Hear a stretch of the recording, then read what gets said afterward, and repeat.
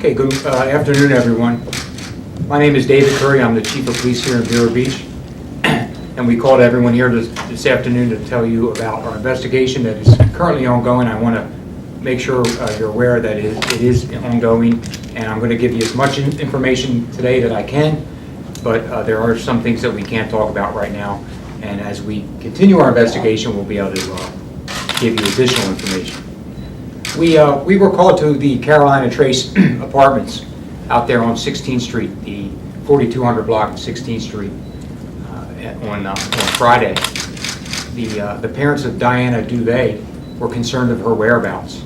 We responded to the home where she had been staying at the residence along with a Michael Jones, and we were unable to locate them for her parents at this time. Nobody was home. No cars were in the driveway. We learned that through additional investigation and talking to the parents and some friends that this relationship had been on again, off again, and she had recently moved out of the apartment where she had been staying with him at 103 Carolina Trace. But her whereabouts on Thursday, the mom last heard from her about 1:45 a.m. through a text message saying she would be out that night and not coming home. She had since moved home with mom and dad, so they were expecting to hear from her. As they said, she always responds to them of her whereabouts, where she is, when she's going to be home, things like that. We do know that she was where she was throughout the evening on on Thursday. She was at some of our local establishments here in Vero Beach city limits. We know where she was at 5 o'clock. She was with a girlfriend. We also know where she was thereafter. She was with that same girlfriend or two until about, I guess maybe around 9:30, 10 o'clock that night. We're still putting some of the timeline together, so you have to bear with us to some extent. But what happened after she departed from her girlfriend's, we believe she met up at some point with Michael Jones, because as you know from yesterday's flyer, the last place and time that anyone saw Diana and Michael was at the Water Tavern restaurant and bar. They were there. The bartender knew them both. We spoke to the bartender. They checked out about 1:13 a.m. on Thursday, make that Friday morning, and paid for the bill, and they said they left together in what we believe to be is her vehicle. His vehicle was left in the parking lot. So that's when she apparently texted mom about 1:45. Again, they departed at 1:13 a.m. She texted mom about 1:45 saying, "I'm not going to be coming home." Mom tries to contact her the next day to no avail. Even late Friday afternoon, she calls again, tries to text, no answers, goes to the home, knocks on the door, nobody home. That's when she called us leading up to Friday.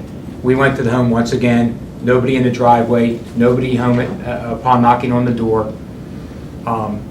So we started an attempt to locate for both the individuals. This led into Monday morning early. We started back about 8 a.m. with the parents trying to make an effort to find Diana and even Michael. We checked the local hospitals, we checked the local jail, we started contacting family, friends, co-workers, things like that, to try to find their whereabouts. Again, this was not like her to not respond or be in contact with mom or dad or family members. So this led us into a search warrant that evening prior to 9 p.m. Again, this was Saturday. We obtained a search warrant for 103 Carolina Trace, and I'm not going to go into details as far as what was retrieved there at the time, but they were not there, nor were any of their vehicles from that search warrant. This led us into Sunday. Once again, yesterday, throughout the day, what we did was continue to contact and interview people that had seen them when they saw them last, try to put together once again a timeline. We were able to obtain a search warrant for his phone, so we were able to do a ping on that phone to try to find the location of him and or the phone. If you're not familiar with that, that's essentially like a GPS tracker, where we were able to get through a search warrant for that. That led us to a ping in the location of I-95 in Okeechobee in Fort Pierce, where we asked the Fort Pierce Police Department to bolo or be on the lookout for Mr. Jones, of course, Miss Duve, and both vehicles. They responded. They started going hotel to hotel and asking if anyone by their names or descriptions had checked in. And one of the officers did find Mr. Jones checked into a Hampton Inn there off of I-95 in Okeechobee. They went to his room. He did have his check in with his own name. They went to his room and made contact with him. Mr. Jones was arrested for a violation of probation with no bond. We transferred our probable cause to Fort Pierce PD, and he was transported to the St. Lucie County Jail, where he remains at this time. Mr. Jones had a previous arrest in Fort Lauderdale, Broward County, I believe in 2012, of an aggravated stalking and an aggravated stalking with a firearm, which he then thereafter became on a probation status. And when he moved here to take a job, his probation was transferred to Indian River County. And we dealt with his probation officer as well yesterday in getting some of that information in an effort to help us as well. So he went to jail for that. We also obtained some more phone ping information coming out of Melbourne, Florida, to the north of us. And we did the same with Melbourne PD. We asked them to respond to the general area of the ping, and they did as well. That was earlier this morning. Thereafter, we made contact and arrested Mr. Jones. The officers responded to the area of South Babcock Road in Fort Pierce City, or excuse me, Melbourne city limits, and did locate Ms. Duve's Nissan Altima. And they advised us, our investigators responded to that scene as well, and met with the Melbourne Police Department. We identified the car, of course. We did have the keys to her car, and we did look in the trunk, and they observed what they believed to be Ms. Duve, deceased white female. That is all I'm going to say as far as that goes. That's ongoing. You have to understand that now we have multiple jurisdictions involved. We have Melbourne Police Department. We have the State Attorney in Melbourne and Brevard area. We also have the Medical Examiner's Office in Brevard County involved as well. And clearly we already have ourselves involved with our State Attorney here and several other agencies, as well as Fort Pierce, Indian River County Sheriff's Department, the Probation Office, and others that have helped us get to where we are right now. So that is essentially what I have for you today. We will give you more as we obtain more information. I will field your questions, but keep in mind once again that it is ongoing, so some of the information I'm not able to share with you, but I'll do my best at this time. Chief, have your detectives talked with Mr. Jones, and if so, has he said anything? Mr. Jones invoked his rights, claimed he did not know where she was at on scene, and more or less did not want to talk unless we were ready to help him with his probation, or if we could tell him what we wanted to talk about first, and that wasn't on the table for us. Are we saying for certain that that is Diana Duve's body? I have not gotten a confirmed, John, on that specifically. We believe that's who is in the trunk of the car based on our initial observation, based on our timeline, based on the information that we have and that we've gathered up to that point. We don't believe it's anybody but her, but we have not gotten an official confirmation. You know how she died? At this time, we do not. And we'll certainly share that with you as we get that. Were there signs of trauma on the body? That's, again, with regard to some exigent circumstances, as far as her potentially, is someone in the trunk, could they be alive?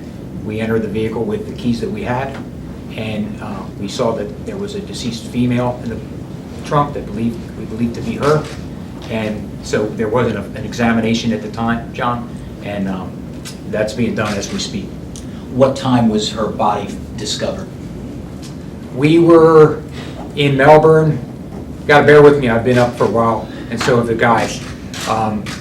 I think I can get that for you. I think we were probably up there around 3 to 4-ish in the morning. This morning? Yeah, because he was located around the midnight hour in Fort Pierce, and we dealt with that. We did retrieve and bring his car back, which we will be conducting a search warrant on his car. So we were here for that, and then the guys went to Melbourne with information. So between 2 and 4 a.m., I can get something more definitive on that, but that's probably about when we responded to Melbourne. We first asked them to look for the vehicle, and then they did find it, and then we responded, and we had the key. We found the body inside the trunk. They did not. Can you talk about the nature of what South Babcock Road is like? Is it rural? Is it a neighborhood? Is it parked in front of a house? I believe there's a Publix in the shopping center where the vehicle is located. If you go, I'm fairly familiar with it. It's commercial by all means. If you go north on US 1, for instance, and turn on Nass, I believe, the next block or so after the railroad tracks is Babcock. I think it runs north and south. But again, it's all commercial. Convenience stores, hotels, shopping plazas, things like that. It was found in a Publix parking lot? It was a shopping center that I believe did have a Publix in the shopping center. Is Mr. Jones your number one suspect in the death of Ms. Duve? He is. Do you know when the two moved apart, when they left the 103 Carolina Trace? Was that recently, as far as when they When she separated? moved out, Yeah. in talking with the parents and some of the friends and family, it was again on again, off again. I believe right now it's maybe mid-June or so, not that long ago. But even prior to that, I think it was on again, off again. But I believe she told some friends that she was leaving mid-month and had done that at some time. So as of this instance, she was back at home with her parents? then? She was back at home with her parents and did meet up with him Thursday evening late into Friday morning. Yes. So if his car was left at the bar and they took off in her car, correct? Correct. And then her car was found in Melbourne, he was found in Fort Pierce. Have you connected how he got to Fort Pierce? Did he have an accomplice? Was he by himself? We're working on that, and I'm not at liberty to share that at this time, and certainly that will be something that we'll share with you as we piece things together, without question. Any more questions? Is Jones an attorney? I believe he is an attorney by degree. I don't think he's was acting as or working as an attorney. He had been in Fort Lauderdale area, and I believe he obtained a job here locally with PNC under a contract, from what we're being told, with regard to some wealth management, so in the financial side of things. And I don't believe he was working as an attorney. I don't believe that. And she was a nurse, from our understanding? She was a nurse, yes. Which hospital? Sebastian. Did you personally deliver the news to her parents? I did. Could you just talk about that moment? I certainly can. You know, we've got a dedicated group here of individuals and officers and employees, and you know, we work any case that comes across our desk as best as we can. And certainly something like this, when the parents are concerned and they don't know where their children are, it hits. You know, it's more personal. We all have family and things like that. So, you know, it's slightly difficult in that regard, and we've done it before. But we've talked to the family. I met them Saturday at the Carolina Trace, and talked to them at length, gave them my card, told them to call me anytime, and they've done just that. We spoke all through the day yesterday. I talked to them early hours this morning. I went and visited them this morning and gave them the unfortunate news about their daughter, and they're, as expected, you know, shocked and upset. It's their only child, and you know, she's been a good girl, obviously, and went and got educated and is a nurse, and they're just simply so proud of her, and to lose their 26-year-old daughter is just a sad state. Did she grow up here, from your understanding? I believe most of her high school years was here. I don't know that she was born here, but she did grow up here. we put that flyer out, everyone. We put that flyer out yesterday and then updated with him. And our initial flyer on our Facebook page was like 225 shares. And then the updated flyer was it was like 409 as of this morning. And that just goes to show you, those shares were friends and family and concerned people that were simply doing just that, sharing that information in an effort to get the word out and to, if anybody hears or sees anything, or they can share information, what have you. So a lot of friends that are very sad today, and that's where we're at, John. Have you personally had an opportunity to speak with Mr. Jones? Have I spoken to Mr. Jones? No. And again, just to reiterate, did he make any mention of the disappearance of Diana? He said he didn't know where she was. Chief, can you talk about the technology today, the newer technology? Was it a big help in helping to get leads and develop this case? It's a great help. We talked about it a little bit earlier, where years and years ago, we certainly didn't have that, and now we do. And it's a great help. It's amazing some of the things that you can use it, and it's at your fingertips and the resources that's available to us, and especially when we cooperate with other agencies and what have you. Sometimes the social media is good. Sometimes it's too quick for us as well. So, but it's all good. The technology is great. The social media is great. We here at Vero Beach Police Department want to get the information out to all of you as soon as possible.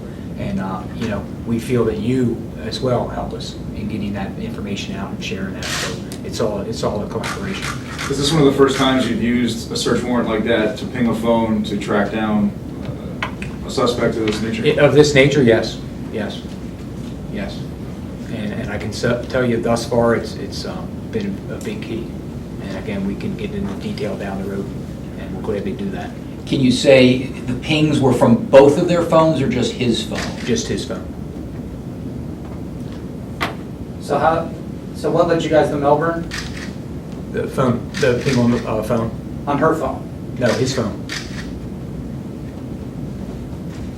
So it was just different times. Yeah, again, Oh, okay, so, I'm sorry. it's some Not information at the that same I'm not time, going but- to share. We're right. Okay. Right. Both things were from his phone. Yeah. Chief, was there Yes, ma'am. any concern from family or friends about, did they express any concern about Jones? Were they surprised that he was a suspect? Did they talk about anything that had happened violent in his past or in their past relationship? Well, they were, again, they were concerned because even at 26 years of age, adult, not a youngster, but not older by any means, but, how many 26-year-olds just, if they're staying out, text mom or call mom and dad, I don't know, but that was one thing that was they were adamant about, is she always kept in touch, even if she wasn't staying at home. She told them where she was. Her mom and dad, they would communicate via text or phone, and it's just a matter of conversing each day as mom and dad and daughter would. So it was very, very, very unusual to not be able to contact her, and that obviously raised some suspicion on their part. When can we expect to see more charges against Mr. Jones? Well, again, we have some, it's a little complex right now with regard to what we have here in Indian River County, what we have in St. Lucie County, what we have in Brevard County.